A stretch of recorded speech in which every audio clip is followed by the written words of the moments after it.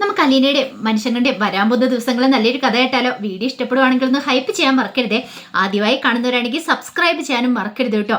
അങ്ങനെ നമ്മൾ കാണുന്ന ഒടുവില് കമലയ്ക്കാണെങ്കിൽ കട്ട കലിപ്പായിരുന്നു മനുവിനോടൊക്കെ. കാരണം മനു ഇതുവരെ ആയിട്ടും ഹരിയെ പുറത്തിറക്കാനായിട്ട് ഒന്നും ചെയ്തില്ലെന്ന ഒരു ചിന്തയൊക്കെയായിരുന്നു കമലയുടെ മനസ്സിൽ. പക്ഷെ അതൊന്നും ഈ പറയുന്ന മനുശങ്കർ കാര്യമാക്കില്ല. മനുവിനറിയാൻ തൻ്റെ അമ്മയുടെ സ്വഭാവം എന്താന്ന്. ഏറ്റവും കൂടുതൽ സ്നേഹം ഹരിയോട് ആണ് താനും. മറ്റുള്ളവരുടെ കാര്യത്തെക്കുറിച്ച് അങ്ങനെ അധികം വലിയ ചിന്തയൊന്നുമില്ല. എന്തിനേറെ പറയുന്നു, ഒറ്റ മോളേ ഉള്ളൂ. അവളോട് പോലും അത്ര താല്പര്യവും കാര്യങ്ങളൊന്നുമില്ല. ഇതൊക്കെ അറിയാവുന്നതുകൊണ്ട് പിന്നെ കൂടുതലൊന്നും മനുശങ്കർ മൈൻഡ് ആക്കാനും പോയില്ല. ഈ സമയത്ത് അലീന രോഹിത്തിനെ കൊണ്ട് കോളേജിലേക്ക് പോയിട്ടുണ്ടായിരുന്നു. പ്രിൻസിപ്പൾ അച്ഛനോട് സംസാരിച്ച് കാര്യങ്ങളൊക്കെ ഒരു തീരുമാനം ഉണ്ടാക്കണം. ഇനി അവൻ്റെ ഒരു വർഷം പോകാമെന്ന് പറഞ്ഞിട്ടുണ്ടെങ്കിൽ അത് മാത്രമല്ല, ഇനി അവനെ തുടർന്ന് പഠിക്കണമെങ്കിൽ വെറുതെ ഒരു വർഷം കളഞ്ഞിട്ട് കാര്യമില്ലല്ലോ. അങ്ങനെ അവിടെ പോയി അച്ഛനോട് സംസാരിച്ചു. അപ്പോൾ ബാലൻ തന്നെ കാര്യമായിട്ട് മുമ്പൊന്ന് പോയതാണ്. പക്ഷേ പ്രിൻസിപ്പൾ അച്ഛൻ സമ്മതിച്ചില്ല. വീണ്ടും അലീനയെന്നു പ്രിൻസിപ്പൾ അച്ഛനോട് സംസാരിക്കുന്നുണ്ട്. എന്തിനേറെ പറയുന്നു, അച്ഛൻ അമ്പിനും വില്ലിനും അടുത്തില്ല. കാരണം ബോർഡ് കമ്മിറ്റിക്കാരൊന്നും സമ്മതിക്കുന്നില്ല. ഒന്നുമല്ലേലും കുറച്ച് കാലം അകത്ത് കിടന്നല്ലേ, ജയിലിൽ കിടന്നല്ലേ. ഇപ്പം നിരപരാധിയാണെന്നും പറഞ്ഞ് പുറത്തേക്ക് കാണും. പക്ഷേ ഇവിടെ ഇനി വന്ന് ജോയിൻ ചെയ്തിട്ടുണ്ടെങ്കിൽ ഈ കോളേജിന് തന്നെ ചീത്തപ്പേര. ബാക്കി കുട്ടികളുടെ മാതാപിതാക്കൾ അതൊന്നും സമ്മതിക്കില്ല എന്നൊക്കെ പറഞ്ഞു. അലീന മാക്സിമം പറഞ്ഞു നോക്കി. പക്ഷെ അത് കേട്ടില്ല. രോഹിത്തിനാണ് നല്ല സങ്കടം ഉണ്ടായിരുന്നു. രോഹിത്തിനെയും കൂടെ കൂട്ടിക്കൊണ്ടാണ് പോകുന്നത്. അപ്പോൾ പോകുന്ന വഴിക്കും തിരിച്ചു വരുന്ന വഴിക്കൊക്കെ കോളേജിലെ പിള്ളേരൊക്കെ കളിയാക്കി ചിരിക്കുകയൊക്കെ ചെയ്യുന്നുണ്ടായിരുന്നു. രോഹിത്തിന് വല്ലാത്ത സങ്കടം ഉണ്ടായിരുന്നു. പക്ഷെ അലീന അവന് മനോധൈര്യം കൊടുത്തു. ഇതൊന്നും കണ്ടും കിട്ടും പേടിക്കൊന്നും വേണ്ട, നീ ധൈര്യമായിട്ട് മുന്നോട്ട് പോകണം. കാരണം നീ തെറ്റൊന്നും ചെയ്തിട്ടില്ല. പിന്നെ എന്തിനാ മറ്റുള്ളവരുടെ മുന്നിൽ തല കുനിക്കുന്നേ? അതിൻ്റെ ആവശ്യമില്ലല്ലോ. അങ്ങനെയൊക്കെ പറഞ്ഞു. പക്ഷെ രോഹിത്തിന് എന്നാലും ഭയങ്കര ബുദ്ധിമുട്ടായിരുന്നു. ഒടുവിൽ അലീന രോഹിത്തിനും കൂട്ടി സങ്കടത്തോടെ വീട്ടിലേക്ക് വരുന്നേ. കാര്യം നടന്നില്ലല്ലോ, അതിൻ്റെതായ ഒരു ബുദ്ധിമുട്ട് അലീനയ്ക്ക് ഉണ്ടായിരുന്നതിനും. വീട്ടിൽ വരുമ്പോഴത്തേനും രോഹിത്തിൻ്റെ മുഖം വല്ലാതായി പോയിട്ടുണ്ടായിരുന്നു. കൃഷ്ണമോള് ചോദിച്ചു, എന്താ രോഹിത്തേട്ടാന്ന് ചോദിച്ചു. രോഹിത്ത് മറുപടി ഒന്നും പറയാതെ മുറിയിലേക്ക് വരുപ്പോയി. അലീന വന്നു കഴിഞ്ഞപ്പോൾ അലീനോട് കാര്യം തിരക്കി. അപ്പോഴേക്കും അലീന പറഞ്ഞു, അത് പിന്നെ അവൻ്റെ കാര്യം നടന്നില്ല എന്ന് പറഞ്ഞു. ആ പ്രിൻസിപ്പൾ അച്ഛൻ സമ്മതിച്ചില്ലേ? ഇല്ലാന്ന്. അതെന്താ അങ്ങനെ? അതിപ്പം അവരവരുടേതായ ഭാഗം നോക്കുമല്ലോ. അവർ നോക്കിക്കഴിഞ്ഞപ്പോൾ പീഡന കേസിൽ ഒരു പ്രതി.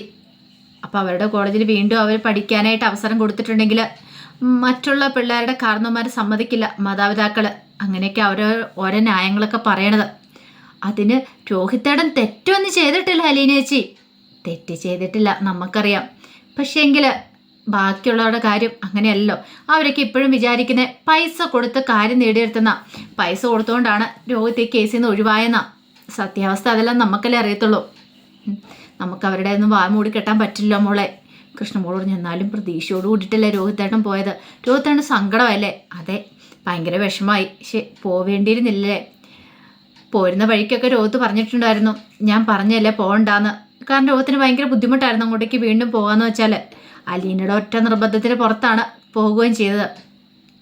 അപ്പം അലീനയ്ക്ക് അതിൻ്റെ ഒരു വിഷമം ഉണ്ടായിരുന്നു. അവൻ്റെ മനസ്സ് വീണ്ടും ഇടിഞ്ഞു പോയല്ലോ എന്നൊരു സങ്കടമൊക്കെ ഉണ്ടായിരുന്നു.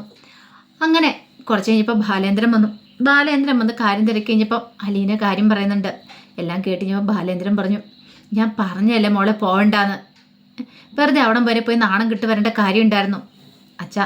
ഒരു പക്ഷേങ്കിൽ എനിക്ക് തോന്നി അവിടെ ചെന്ന് കഴിയുമ്പോൾ അവനെ വീണ്ടും അവിടെ ചേർക്കുന്ന. അതുകൊണ്ടാണ് ഞാൻ അങ്ങോട്ടേക്ക് പോയത്. അതെ, പശ്ചാത്താപിക്കുന്നവർക്ക് അവർക്ക് എന്ന് പറഞ്ഞിട്ടുണ്ടെങ്കിൽ ഇങ്ങനെയൊക്കെ ചെയ്യേണ്ട കാര്യമുണ്ടോ? പശ്ചാത്താപിക്കുന്നവർക്ക് മാപ്പ് കൊടുക്കണ്ടേ? അതിലച്ചാ ധാർമ്മികത. അതിന് പകരം അവർക്ക് മാപ്പ് കൊടുക്കാതെ അവരെ ഒഴിവാക്കി വിടുകയാണോ ചെയ്യുന്നത് എന്നൊക്കെ ഇങ്ങനെ അലീന പറയാം. ബാലേന്ദ്രൻ പറഞ്ഞു, അതൊക്കെ നമുക്കിങ്ങനെ പറയാം. പക്ഷേ എങ്കിൽ അവർക്ക് അങ്ങനെ തോന്നണമെന്നില്ലല്ലോ. അവർ നോക്കുമ്പോൾ ഒരു പ്രതി, അവരൊരു കുറ്റവാളിയായിട്ട് രോഹിത്തിനെ കാണുന്നുള്ളൂ. എന്നാലും വെച്ചാൽ എനിക്ക് സഹിക്കാൻ പറ്റുന്നില്ല. എനിക്ക് നല്ല സങ്കടമുണ്ട്. സാരമില്ല, എന്തൊരു വഴി കാണുമെന്ന് തന്നെ എൻ്റെ പ്രതീക്ഷ. ഉറപ്പായിട്ടും അവന് പഠിക്കാൻ പറ്റും അവിടെ തന്നെ. ആ ഒരു പ്രതീക്ഷ എനിക്കുണ്ട്. ബാലേന്ദ്രൻ പറഞ്ഞു, എനിക്ക് ആ പ്രതീക്ഷയൊന്നും ഇല്ല മോളെ. ഇനി ആ പ്രതീക്ഷ നശിച്ചു പോയി. ആ കോളേജിൽ ഒരു അഡ്മിഷൻ എന്ന് പറഞ്ഞിട്ടുണ്ടെങ്കിൽ അവിടെ പഠിക്കാന്ന് പറഞ്ഞാൽ അത് ഇത്തിരി ബുദ്ധിമുട്ടുള്ള കാര്യമാണ്. അലീന പറഞ്ഞു, എന്നാലും ഞാൻ മാക്സിമം പറഞ്ഞു നോക്കി അച്ഛാ, അവർ കേട്ടില്ല. സാരമില്ല, പോട്ടെ, നീ ഇനിയിപ്പോൾ അതിനകത്ത് ടെൻഷൻ അടിക്കണ്ടെന്ന് പറഞ്ഞു. രോഹിത്തിനെ എങ്ങനെ സമാധാനിപ്പിക്കണം എന്ന് അലീനയ്ക്ക് അറിയുണ്ടായിരുന്നില്ല. കാരണം പ്രതീക്ഷയോടോട് വന്നിട്ട് നാണം കെട്ടുപോയല്ലോ എന്നൊരു ചിന്തയുണ്ടായിരുന്നു. പോരുന്ന വഴിക്കൊക്കെ അലീനെ സമാധാനിപ്പിക്കുന്നുണ്ടായിരുന്നു. പക്ഷേ രോഹിത് ആകെപ്പാടെ മൂഡ് ഓഫ് ആയിപ്പോയി. കോളേജിലേക്ക് ചെല്ലുമ്പോഴത്തേനും ഓരോ കുട്ടികളുടെ നോട്ടം കാര്യങ്ങളൊക്കെ അവനെ വല്ലാതെ ബുദ്ധിമുട്ടിപ്പിച്ചിട്ടുണ്ടായിരുന്നു. അലീന ഉള്ളതുകൊണ്ട് മാത്രമാണ് കുഴപ്പമില്ലാതെ മുന്നോട്ട് പോയത്. ഈ സമയത്ത് ഷെറിൻ്റെ ഹസ്ബൻഡ് ടോണി നന്നായിട്ട് മദ്യപിച്ച് മാമച്ചൻ്റെ വീട്ടിലേക്ക് വരുന്നുണ്ട്. അപ്പോൾ ഒരു കാർ വന്ന് നിൽക്കുന്നു, ഓണടിക്കുന്നത് കേട്ടുകഴിഞ്ഞപ്പോഴത്തേനും ജോസോട്ട് പോയി ഗേറ്റൊക്കെ തുറന്നു കൊടുത്തു. അങ്ങനെ കാറകത്തേക്ക് കയറി വന്നു. കയറി വന്നിട്ട് അയാൾ ടോണി ഇറങ്ങി വന്നിട്ട് കോളിംഗ് ബെല്ല് അടിക്കുകയാണ്. കോളിംഗ് ബെല്ല് അടിച്ചു കഴിഞ്ഞപ്പോഴത്തേനും മാമച്ചനും ഗ്രസമ്മയ്ക്ക് ഇറങ്ങി വരുന്നത്. ടോണി ഇങ്ങനെ മദ്യപിച്ച് 4 കാലം നിൽക്കുന്നത് കണ്ടു. ആ കാഴ്ച കണ്ടു കഴിഞ്ഞപ്പോഴത്തേനും അവർ ശരിക്കും ഒരു അമ്പരന്ന് പോയി. അവരും പ്രതീക്ഷിച്ചിട്ടുണ്ടായിരുന്നില്ല. പെട്ടെന്ന് അവനോടൊന്ന് വിളിച്ചു പറഞ്ഞു, അതെ, നിങ്ങളുടെ മകൻ്റെ കുഞ്ഞ്, ഞാൻ കെട്ടി എൻ്റെ ഭാര്യയെ പ്രസവിച്ച കുഞ്ഞ് എവിടെയുണ്ടെന്ന് എനിക്കറിയാം, പക്ഷെ ഞാൻ നിങ്ങൾക്ക് പറഞ്ഞു തരില്ല എന്നൊക്കെ പറഞ്ഞുകൊണ്ട് കിടന്ന് പുലമ്പുവാണ്. അത് കേട്ടപ്പോൾ ഒരു നിമിഷം ഗ്രഹസമയം മാമച്ചനൊക്കെ ഞെട്ടിപ്പോയി. അപ്പോഴേക്ക് രേവതിക്കുട്ടി എങ്ങോട്ടേക്ക് ഇറങ്ങി വന്നു. നോക്കിക്കഴിഞ്ഞപ്പോഴത്തേനും ടോണി എന്ത് ചെയ്തു, പെട്ടെന്ന് പുറത്തേക്ക് ഇറങ്ങി. നല്ല പെരുത്ത മഴയാ. ആ മഴയത്തങ്ങ് നനഞ്ഞു നിന്നിട്ട് പറഞ്ഞു, എന്നെ ചതിച്ചവളവള്, അവളുടെ കുഞ്ഞ് എവിടെയുണ്ടെന്നുള്ള വിവരം എനിക്ക് കിട്ടിയിട്ടുണ്ട്, പക്ഷെ ഞാൻ പറഞ്ഞു തരില്ല നിങ്ങളോട്, എന്ത് ചെയ്താലും ഞാൻ പറഞ്ഞു തരില്ല എന്നൊക്കെ പറഞ്ഞ് പുലമ്പത്തേനും ഗ്രഹസമ്മ മാമച്ചനെ ഒന്ന് നോക്കി. പെട്ടെന്ന് മാമച്ചൻ പറഞ്ഞു, ടോണി നീ അവിടെ നിന്ന് നനയാതെ ഇങ്ങോട്ട് കയറി വാ, ഇവിടെ വന്നിരിക്കാനൊക്കെ പറഞ്ഞു.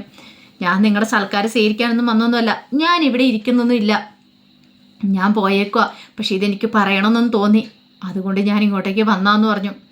അപ്പോഴേക്കും രേവതിക്കുട്ടി പറഞ്ഞു, ടോണി ചേട്ടാ ഇങ്ങോട്ട് കയറി വന്നിരുന്ന് സംസാരിക്കാമെന്ന് പറഞ്ഞു. പക്ഷെ ടോണി ഇരിക്കാൻ കൂട്ടാക്കില്ല. ടോണി ഒന്നും മിണ്ടാതെ അപ്പം തന്നെ കാറിൽ കയറി പോവുകയും ചെയ്തു.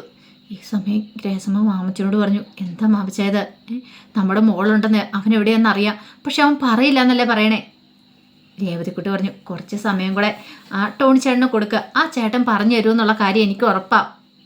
എവിടെയുണ്ട് ജിയോ ചേട്ടൻ്റെ കുഞ്ഞെന്നുള്ള കാര്യം അത് ഉറപ്പായിട്ടും കിട്ടും. ആൻറ്റി അങ്കിളൊന്നും വിഷമിക്കൊന്നും വേണ്ട. പക്ഷേ ഗ്രേസമ്മയ്ക്കും മാമച്ചനും ഭയങ്കര വിഷമമായിരുന്നു. ഒരുപക്ഷെ ടോണി ഇത് പറയുമായിരുന്നെങ്കിൽ എവിടെയാണെങ്കിലും ആ കുഞ്ഞിനെ പോയി കൂട്ടിക്കൊണ്ട് വരാനായിട്ട് തയ്യാറായിരുന്നു അവരും. പക്ഷെ അത് പറയാനായിട്ട് ടോണി തയ്യാറായതുമില്ല. അങ്ങനെ കുറച്ച് ദിവസം അങ്ങോട്ട് കടന്നു പോയി കഴിഞ്ഞപ്പോഴത്തേനും രോഹിത്തിനെ കോളേജിൽ നിന്ന് വിളിക്കുന്നുണ്ട്. രോഹിത്തിൻ്റെ കോളേജിൽ നിന്ന് വിളിച്ചിട്ട് രോഹിത്തിനോട് ചെല്ലാനൊക്കെ പറയുന്നുണ്ട്. അത് കേട്ട് കഴിഞ്ഞപ്പോൾ അലീനയ്ക്ക് ഭയങ്കര സമാധാനമായി, സന്തോഷമായി. കാരണം താൻ അത്രയും പോയി പറഞ്ഞതിൻ്റെ ഒരു ഫലം ഉണ്ടായല്ലോ എന്നൊരു ചിന്തയൊക്കെ മനസ്സിലുണ്ടാകുന്നുണ്ട്. ഈ സമയത്ത് വൈജയന്തിക്ക് കട്ടക്കലിപ്പായിരുന്നു. കാരണം അലീനെ പോകാമെന്ന് പറഞ്ഞിട്ട് അലീന ഇതുവരായിട്ടും പോയിട്ടില്ല. അപ്പോൾ അതിൻ്റേതായൊരു ദേഷ്യം വൈജയന്തിക്കുണ്ടായിരുന്നു. ഒടുവിൽ വൈജയന്തി എന്ത് ചെയ്തു, ഒരു തീരുമാനം എടുത്തു. ഈ വീട്ടിൽ നിന്ന് പോകണം, താനിവിടെ ഉള്ളതുകൊണ്ടല്ലേ ഈ വീട് വിട്ടിറങ്ങണം, അങ്ങനെ ഇപ്പം തനിക്കിവിടെ അടിമയായിട്ട് കിടക്കേണ്ട കാര്യമൊന്നുമില്ല എന്നൊക്കെയൊരു ചിന്തയായിരുന്നു. അലീനയെ വിളിച്ചിട്ട് പറയുന്നുണ്ട്, നീ പോകുന്നില്ലെങ്കിൽ ഞാൻ ഈ വീട്ടിൽ നിന്നൊക്കെ ഇറങ്ങുന്ന. അലീനയ്ക്കും വല്ലാത്തൊരു ബുദ്ധിമുട്ട്, എന്ത് ചെയ്യാൻ പറ്റും, ഒന്നും ചെയ്യാൻ പറ്റില്ല. ഇപ്പോഴത്തെ സാഹചര്യത്തിൽ ബാലേന്ദ്ര മേനോനാണെങ്കിൽ പോവാനും സമ്മതിക്കുന്നില്ല. നീ ഇവിടുന്ന് പോയിട്ടുണ്ടെങ്കിൽ ആ സെക്കൻഡിൽ തന്നെ സത്യങ്ങളൊക്കെ വിളിച്ചു പറയുന്ന ബാലേന്ദ്ര മേനോൻ പറയുകയും ചെയ്തു. അതുകൊണ്ട് അലീന ചെകുത്താനും കടലിലും പെട്ട അവസ്ഥയിലായിരുന്നു. ഇതേ സമയത്ത് പ്രഭാകരനെ പോയി ശിവശങ്കരൻ കാണുന്നുണ്ട്. പ്രഭാകരനെ കണ്ട് കാര്യങ്ങൾ സംസാരിക്കുന്ന സമയത്ത് ശിവശങ്കരൻ പറഞ്ഞു, ഹരി അങ്ങനെ ചെയ്തിട്ടില്ലെന്നാണ് പറയണേ. അതായത് പ്രായപൂർത്തിയാകുന്നതിന് മുമ്പ്. പിന്നെ അവൻ അങ്ങനെ ചെയ്തിട്ടില്ല നാണയിട്ട് പറയുമ്പം ഞങ്ങൾക്കത് വിശ്വസിക്കാതിരിക്കാൻ പറ്റില്ല. എങ്ങനെയെങ്കിലും മോളോട് പറഞ്ഞ് അതൊന്ന് ഒഴിവാക്കി തരണം, പോക്സോ കേസിൽ നിന്ന് അവനെ ഒന്ന് ഒഴിവാക്കി തരണം. ഒഴിവാക്കി തരുവാണെങ്കിൽ നിനക്ക് എന്ത് വെള്ളം തരാമെന്നൊക്കെ പറയുന്നുണ്ട്.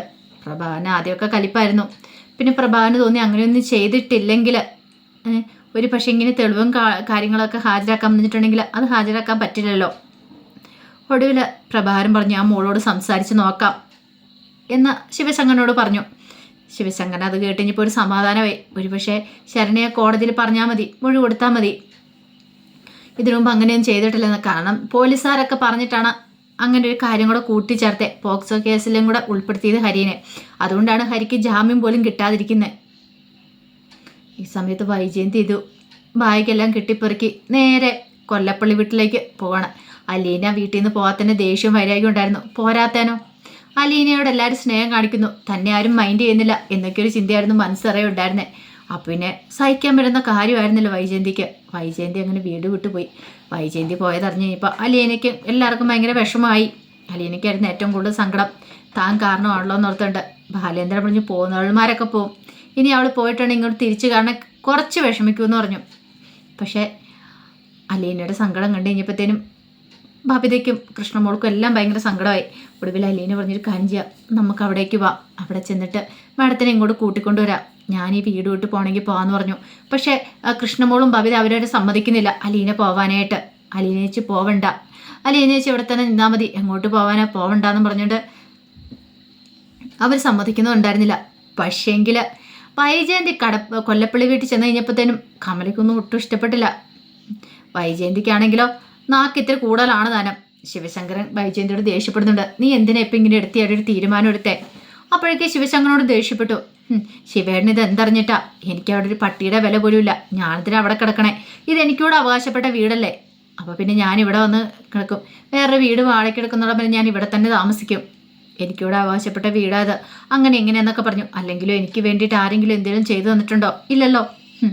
അത് കേട്ടപ്പോൾ ശിവന് ദേഷ്യം വന്നു. പിന്നെ നിനക്ക് വേണ്ടി അല്ലാതെ നീ വേറെ ആർക്കെങ്കിലും വേണ്ടി എന്തെങ്കിലും ചെയ്തു കൊടുത്തിട്ടുണ്ടോ എന്നൊക്കെ ചോദിച്ചിട്ട് അങ്ങോട്ടും ഇങ്ങോട്ടും വാഗ്വാദം കാര്യങ്ങളൊക്കെ ആയി. വൈജയന്തിയും വിട്ടുകൊടുക്കാൻ ഒരുക്കുമായിരുന്നില്ല, ശിവശങ്കരനും വിട്ടുകൊടുത്തില്ല. കമലയ്ക്കാണ് കട്ടക്കലിപ്പായി. കമലയ്ക്ക് പണ്ടോട്ട് ഇഷ്ടമില്ല വൈജയന്തി അങ്ങോട്ടേക്ക് ചെല്ലുന്ന പോലും ഇഷ്ടമില്ല.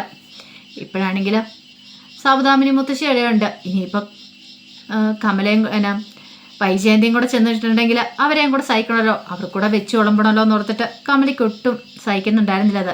അതിൻ്റെ പിറുപിറുക്കലും കാര്യങ്ങളൊക്കെ ശിവശങ്കരനോടുണ്ടായിരുന്നു. ഒടുവിൽ വൈജയെ തിരിച്ചു വിളിച്ചുകൊണ്ട് വരാനായിട്ട് അലീന അവരൊക്കെ ചെല്ലുന്നുണ്ട്.